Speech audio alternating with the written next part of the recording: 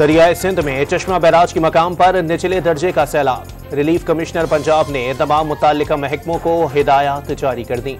महकमा मौसमियात ने मजीद बारिशों की पेशगोई कर दी। वजीर आजम शहबाज शरीफ का army chief general Asim Munir के हमरा पारा चनार का दौरा। पाक अफगान सरहद पर जवानों और अफसरान के साथ नमाज ईद अदा की और 7 वक्त गुजारा। कौम ने फितना और फसाद की मज़मूम कोशिश नाकाम बना दी। वजीर आजम की पारा चनार के दौरे के मौके पर गुफ्तगू।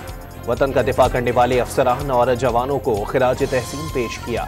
ईद उल अज़हा के पहले रोज मुल्क भर में सुन्नत इब्राहिमी की अदायगी। कुर्बानी के बाद मजे मजे के पकवानों की तैयारी। सबने खूब हाथ साफ किया। ईद के पहले ही रोज मुल्क के मुख्तलिफ शहरों में गैस गायब होने की शिकायत। कराची में बिजली की भी लोड शेडिंग ने ईद का मजा किरकिरा कर दिया। शहरी कुर्बानी के बाद आलाइशें एयरपोर्ट्स के अतराफ फेंकने से गुरेज करें। मंडलाते परिंदे जहाजों के लिए हादसात का सबब बन सकते हैं। कौमी एयरलाइन की अपील। मोदी सरकार ने मकबूजा कश्मीर की तारीखी जामा मस्जिद पर ताले डाल दिए। नमाज ईद नहीं पढ़ने दी। हुर्रियत रहनुमाओं का अक़वाम मुत्तहिदा से भारतीय इक़दाम का नोटिस लेने का मुतालबा। और ICC की नई वनडे रैंकिंग जारी। बैटिंग में बाबर आजम का पहला नंबर बरकरार। फखर जमान तीसरे और इमामुल हक चौथे नंबर पर मौजूद।